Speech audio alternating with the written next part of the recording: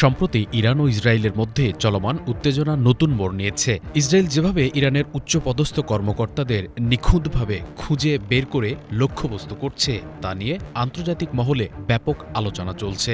প্রশ্ন উঠছে, কোন প্রযুক্তি এবং কৌশলের মাধ্যমে ইসরায়েল এই অসম্ভবকে সম্ভব করছে? চলমান সংঘাতে ইরানের শীর্ষ ১৫ কর্মকর্তাকে হত্যা করেছে ইসরায়েল। ইসরায়েলদের নিখুঁত এই ছকে বেডরুমে অবস্থানকারী সেনাপ্রধানও রক্ষা পাননি। সোমবার ইসরায়েলের প্রধানমন্ত্রী নেতানিয়াহু বলেন, ইরানের সর্বোচ্চ নেতা আয়াতুল্লাহ খামেনির হত্যাই এই সংঘাতের শেষ। এখন প্রশ্ন, খামেনিকেও কি খুঁজে বের করতে পারবে ইসরায়েল? যদি সম্ভব হয় তাহলে কিভাবে? কোন প্রযুক্তি ব্যবহার করে ইসরায়েলিরা এমন নির্ভুল লক্ষ্যবস্তু নির্ণয় করছে? এক নজরে দেখে নেওয়া যাক ইসরায়েলিদের ব্যবহৃত প্রযুক্তি। ইউনিট 2800 তথ্যের ভাণ্ডার। বিশ্বজুড়ে তথ্য গোয়েন্দাগিরিতে ইসরায়েলের ইউনিট 8200 সমধিক পরিচিত। ইসরায়েলি সেনাবাহিনীর ইন্টেলিজেন্স শাখার অধীনে পরিচালিত এই ইউনিটটি মূলত সিগন্যালস ইন্টেলিজেন্স ও সাইবার অপারেশনস চালানোর জন্য গঠিত, কিন্তু বাস্তবে এটি একটি প্রযুক্তিনির্ভর গুপ্তচর বাহিনী। Unit 8200 mobile call, email, radio signal, satellite যোগাযোগ সবকিছু নজরে রাখে। এই তথ্য বিশ্লেষণ করে তারা চিহ্নিত করে সম্ভাব্য হুমকি, শত্রুদের অবস্থান ও তাদের পরিকল্পনা। ইউনিট 8200 তাদের বিশাল তথ্যভাণ্ডার বিশ্লেষণে ব্যবহার করে উন্নত কৃত্রিম বুদ্ধিমত্তা বা এআই এবং মেশিন লার্নিং। এই প্রযুক্তির মাধ্যমে লক্ষ লক্ষ ফোন কল ও মেসেজ স্ক্যান করে স্বয়ংক্রিয়ভাবে সন্দেহজনক কথোপকথন বা বিপজ্জনক পরিকল্পনা শনাক্ত করে ইসরায়েল। এই ইউনিট শুধু নজরদারিতেই নয়, প্রয়োজনে বিদেশের সাইবার নেটওয়ার্ক হ্যাক করতেও সক্ষম।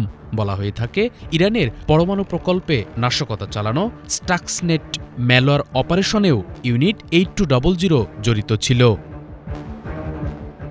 স্যাটেলাইট ও ড্রোন নজরদারি। ইসরায়েল ওফেক সিরিজের উচ্চ ক্ষমতা সম্পন্ন স্যাটেলাইটের মাধ্যমে ইরানের বিভিন্ন সামরিক ঘাঁটি, গোপন মিটিং ও গতিবিধি নজরে রাখে। একই সঙ্গে উচ্চ ক্ষমতার ড্রোন এবং ডেটা সংগ্রাহক আনম্যান্ড এরিয়াল ভেহিকল বা ইউএভি দিয়ে নিরবচ্ছিন্ন পর্যবেক্ষণ চালায়। আইএসআর প্রযুক্তি। ইন্টেলিজেন্স সার্ভিলেন্স অ্যান্ড রিকগনাইজেন্স বা আইএসআর এমন একটি প্রযুক্তি যা ইন্টেলিজেন্স, নজরদারি এবং গোয়েন্দা তথ্যের জন্য ব্যবহৃত হয়। আইএসআর বিভিন্ন উৎস থেকে ডেটা সংগ্রহ করে সেই ডেটা বিশ্লেষণ করে সেই বিশ্লেষণ অনুযায়ী সিদ্ধান্ত গ্রহণ করে। এর মধ্যে সেন্সর, ক্যামেরা, রাডার এবং অন্যান্য উন্নত প্রযুক্তি ব্যবহার করা হয়। এই প্রযুক্তি ব্যবহারের মাধ্যমে যে কোনো পরিস্থিতির উপর নজর রাখা, তথ্য সংগ্রহ করা এবং বিশ্লেষণ করে দ্রুত সিদ্ধান্ত নেয় ইসরায়েলিরা।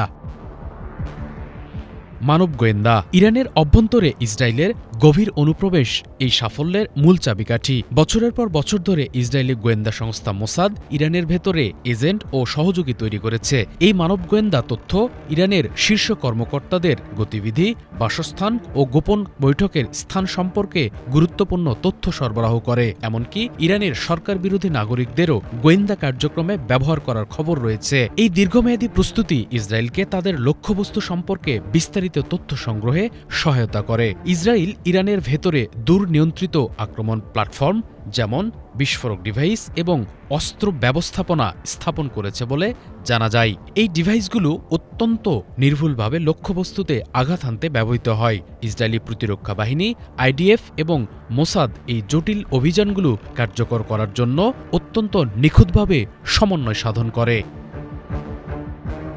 সম্মিলিত যুদ্ধকৌশল। সিগন্যালস ইন্টেলিজেন্স থেকে শুরু করে স্যাটেলাইট পর্যবেক্ষণ, ড্রোন নজরদারি এবং মাঠ পর্যায়ের গুপ্তচর বৃত্তি সব মিলিয়ে তৈরি হয় এক নিখুঁত অপারেশন প্ল্যান। তারপর সেই পরিকল্পনা অনুযায়ী শুরু হয় আকাশপথে বা মাটির নিচে নিখুঁত হামলা। বিশ্লেষকরা বলছেন, এই পূর্ণাঙ্গ প্রযুক্তিগত কাঠামোর কারণে ইসরায়েল আজ বিশ্বের অন্যতম কার্যকর টার্গেট হান্টিং নেশনে পরিণত হয়েছে। শুভ ইসলাম, বাংলাভিশন।